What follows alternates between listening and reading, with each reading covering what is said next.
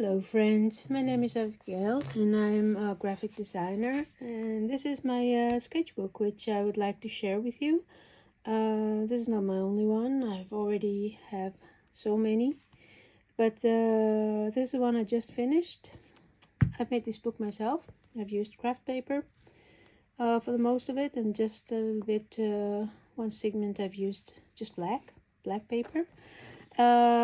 At the back it is genuine leather. It's being held by brads, and this is a paper which I've made using gilding wax to give it some kind of medieval, I don't know. Okay, so this first I've started this book in May this year and finished it in August, so it is roughly 3 months. I've mostly used only the right side of the paper because I was figured maybe I want to cut a page off, or I didn't like the way that the gouache was rubbing on the other page, so I used just one page. I was playing with some frames. I really like the patterns, how it's made, so I tried to make my own thing of it. Just a little doodles, some doodles and some repeating patterns. Same here. May not be much, and it's certainly not really precise, but this is not that was not my goal. Another one here. You will see a lot of birds in this book, I'm warning you, so you know. Here I was playing with foil. I was putting size and then some metal foil. A little bit of doodling, a little bit of playing with liquid watercolor. Here I was trying gold leaf, and it is very difficult to get precise lines because you can't really control the size. It's like you can't see where you did put it and where you didn't put it, and then it keeps grabbing your fingers. So it was an experiment. And yeah, mainly in this book I've used Talon's gouache, which is very good. I really recommend it. It's a good price. It's not too expensive, but you get a lot. At first it was just like looking, trying which side I want, what do I want to do with it. Here I was putting wax on it, and to prevent it from rubbing to the next page, and I think I got a little bit carried away because look what happened. I used a heat gun to make sure that the wax dried so that I can close the page. I think I should have used a little bit less. But hey, it's a lesson. It's not much to say. I'm going to let the art speak for itself. Just enjoying colors.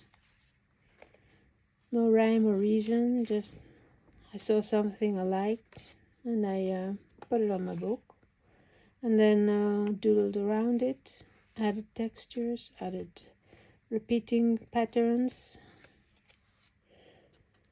and fun.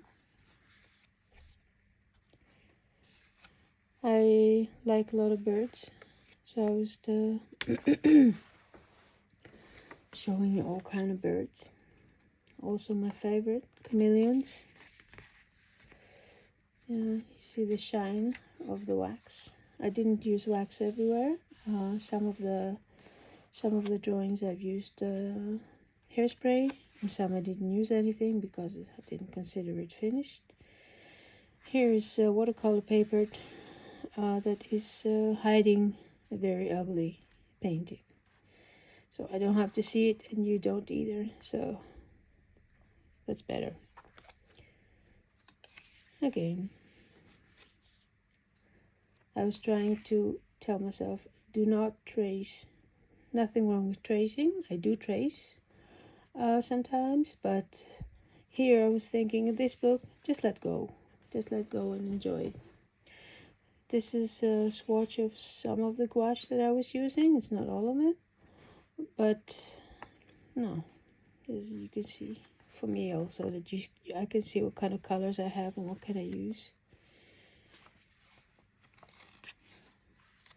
Here's an example of why you should trace, because this elephant is totally warped, but hey, I don't care, still made me happy. So playing with fine liner, I've been using this Rotring rapidograph.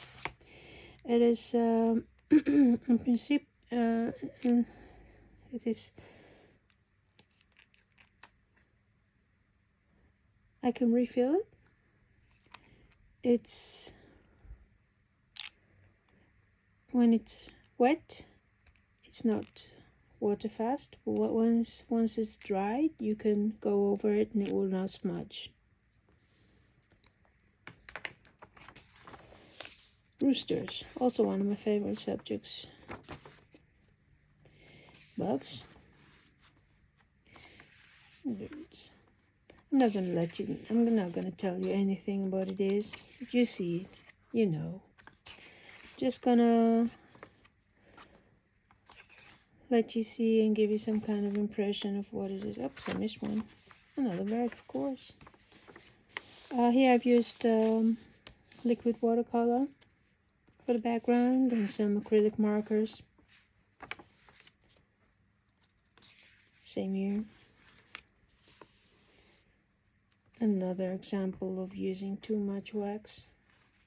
Don't use too much wax, just a little bit is enough. But I really want to make sure so that it won't smudge. Here's an exercise I've seen on YouTube, drawing a circle and two lines, all kind of ways, and you get different patterns, and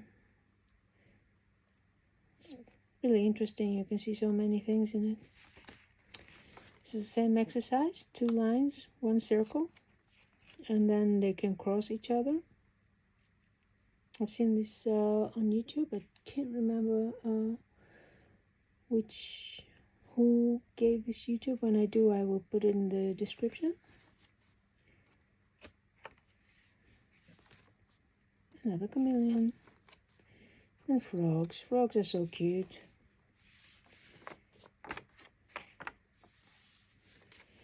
Here's an example of paper which I've made myself. It was the very first time I was experimenting with making paper. I liked it, but you really have to be careful because it is really porous, and if you push too hard, it can break. So I used Neocolors 2, and so far it's holding.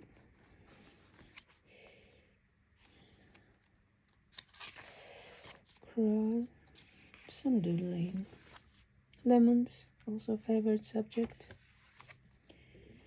Always tasty, always looking good. Yep, I was not going for realistic pictures, just fun. Maybe one day I'll make stickers of it, who knows. It's there.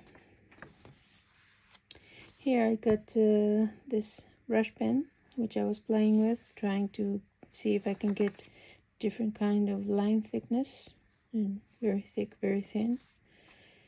It's interesting. I think I like it. Here I got a little bit carried away with the frames. Me too, but yeah.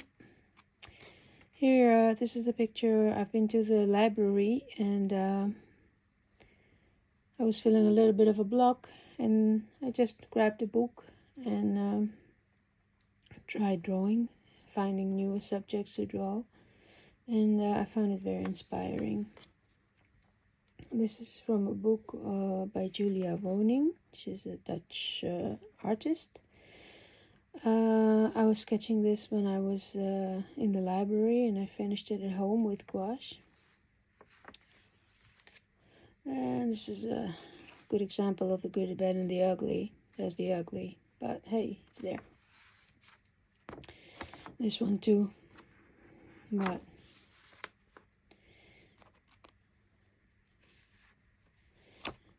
yep. This one. Picture from Pinterest. I'm not sure about the colors, whether I've changed it or not, but I was trying to give it some of me and some of the reference. Again, not traced. Another example. Here's just the doodling. I've made this pattern and it seemed a little bit empty, so I grabbed the white gel pen and went to town with it. Another example of a Pinterest picture. Kingfisher. Here, I'm not sure whether it is visible, but it's dotting, 3D dotting. I guess a blind man would look at it and say, who wrote this gibberish? Well, I did.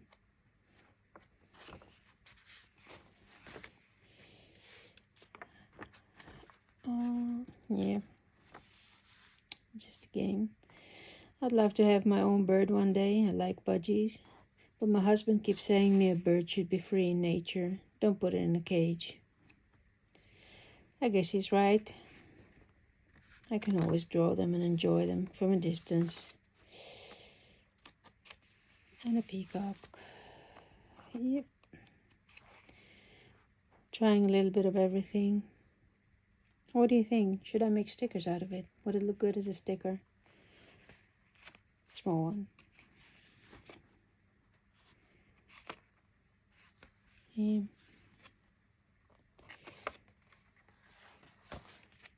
Oh, there's another ugly drawing which we don't want to see. Here again, I went to the library and I found this beautiful book about Africa and wild animals. And I love this elephant. So I did my best to make it look like one. And hornbill. I just put the hornbill and then I decided, oh, it looks a little bit empty. So why not make a frame? Make it funny, make it African. And this one is also from a book about, not sure if it's Africa. And this bird, I think I totally messed it up. I don't know what colors it should have had, but it has now my colors. This is on vacation in Austria. I was trying to do some live drawing and I found it very, very intimidating because people pass by and then they look to see what you're doing. There was 2 little girls which kept looking at me and they were very friendly. We didn't speak the same language. They were speaking German. It's a language I don't speak. But somehow we could communicate in English and I was showing them what I'm doing. And they're impressed. I told them, you should try. It's in you. And a bird. This is another one made on vacation. Being in Italy, I was impressed with all the fruit and the vegetables, and they taste so good. So, peaches for you. And of course, lemons. Italy and lemons go together. And this is the view. The bit of an example of the view we had. Birds. Oh, no, not the ugly one. some more fruit, vegetables for you. This is another picture from in Pinterest. It was sardine, I think. Trying to make some beautiful colors and something that will make you happy when you look at it. And a froggy. Some swatches. And this is the part with the black paper. I found out that drawing with gouache on this particular paper, it wouldn't absorb the paper, so the gouache so good. So I don't know if it was a success, but I went along with it. And some more. Here's a doodle with silver and gold gel pens. Being a graphic designer, I guess I have the feeling that I need to frame stuff. I always look for the frame, for this broken frame. Look like it was sewn or anything, or the dotted and the broken frame. I don't know. In this book I liked it. In my next book I repeated it as well in some of my paintings. There's another ugly one. I don't know if I will ever finish it, but it is what it is. This is an example of I saw a t-shirt in a store and it had a print of houses. Very simple, very down to earth, you know, just not so much details. And I liked it so much. Now, would I wear the t-shirt? No, but I liked the drawing, so I took a picture of it and I decided to do something that is similar. A little bit of my own. And that was it. So thank you so much for watching. On the last page I was doing some swatches and playing with size and mica powder and foil and anything, so I don't know if it's a success, but it's there. And a label from grapes, which I got in Italy and I love them so much. Oh, the grapes are so good there. And that's it. That's my sketchbook. Hope you like it. I'd love to hear your opinion. Let me see in the comments below. And thank you for watching. Bye.